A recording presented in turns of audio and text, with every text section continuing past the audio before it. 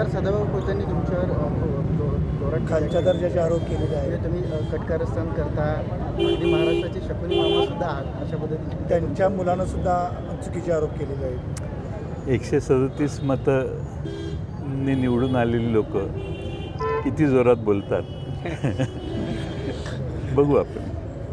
जयंत पाटील साहेबांचा मुक्काम हा आयुष्यभर लबाडाच्या गावात आहे. खऱ्याच्या गावात ते कधी राहायला आले नाहीत.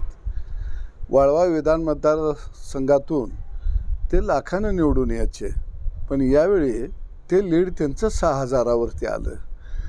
म्हणजे हे अंतर किती कापलं या मतदारसंघातली जनतेनं हे बहुतेक करून ते विसरलेले आहेत. गेल्यावेळी जिल्हा परिषदला उभा केलं वैभव शिंदेंना, विलासराव शिंदे साहेबांच्या डोळ्यात देखत त्यांच्या पाठीत खंजीर खुपसला आणि अपक्ष निवडून आला. तो 60 मतांना आलेला होता. त्याचा गुलाल हिने उधळलेला होता. मला वाटतं त्याचाही विसर यांना पडला असावा आणि म्हणून निश्चित या निवडणुकीमध्ये हा गावगाड्याचा विजय झालेला आहे.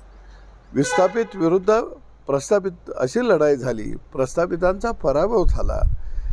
गल्ली बोळातनं त्यांना फिरावं लागलं. महाराष्ट्राचं राजकारण करणारा माणूस गल्लीत हात जोडत बसलेला होता आणि लबाडाच्या कहाण्या आणि लबाडाचा आवातनं गावागावात देत सुटला होता. जाती जातीत भांडणं लावत सुटलेला होता. परंतु जनतेनं त्यांना जागा दाखवून दिलेली आहे. आता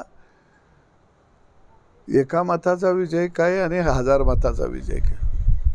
विजय हा विजय असतो. फक्त तुम्ही 6,000 मतानं निवडून आला आणि महाराष्ट्राचा नेता म्हणून मिरवायला लागला. 1.5 आमदार आहे का तुमच्याबरोबर? महाराष्ट्राचा नेता व्हायचा असेल तर आदर्श घ्या एकनाथ शिंदे साहेबांचा, आदर्श घ्या देवाभाऊचा.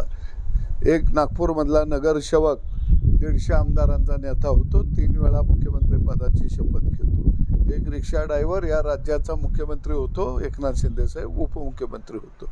तुम्ही सोन्याचा चमचा घेऊन जन्माला आला. सूचक अनुमोदक तर एखादा आमदार तुम्हाला आहे का? त्याचं नाव जरा सांगा तुम्ही.